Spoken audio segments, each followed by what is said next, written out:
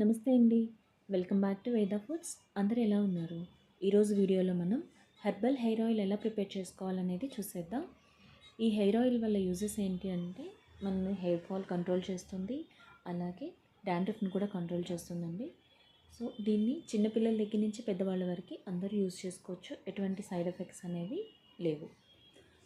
Late చేయకుండా video start చేసేద్దాం. మరి స్టవ్ ఆన్ చేసి పాన్ పెట్టుకొని పాన్ హీట్ అయిన తర్వాత ఒక కప్ కోకోనట్ ఆయిల్ని యాడ్ చేసుకోండి. నేను ఇక్కడ ప్యూర్ కోకోనట్ ఆయిల్ని యూజ్ చేస్తున్నానండి.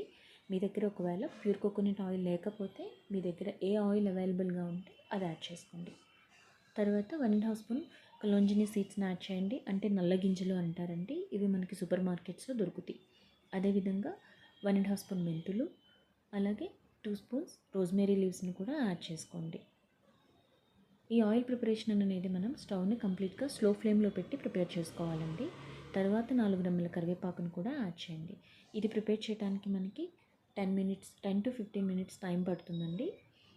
సో ఇలా కరివేపాకు యాడ్ చేసిన తర్వాత ఒక 5 మినిట్స్కి మనకి ఆయిల్ అనేది మంచి అరోమా స్మెల్తో వస్తుందండి. అలా వచ్చినప్పుడు స్టవ్ ఆఫ్ చేసి ఆయిల్ని పక్కకు పెట్టేసుకోండి. ఈ ఆయిల్ని కంప్లీట్గా చల్లారిన తర్వాత ఒక స్ట్రైనర్ హెల్ప్ తీసుకొని ఏదైనా బౌల్లో కానీ లేదంటే బాటిల్లో కానీ స్టోర్ చేసుకోండి.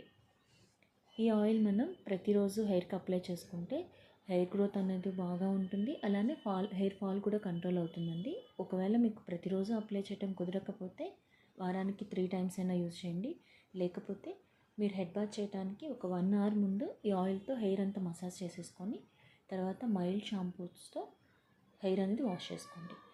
మీరు దీన్ని ఒక 1 వీక్ to 10 డేస్ యూస్ చేసిన తర్వాత రిజల్ట్ అనేది ఎలా ఉంది అనేది నాకు కామెంట్ బాక్స్లో షేర్ చేయండి.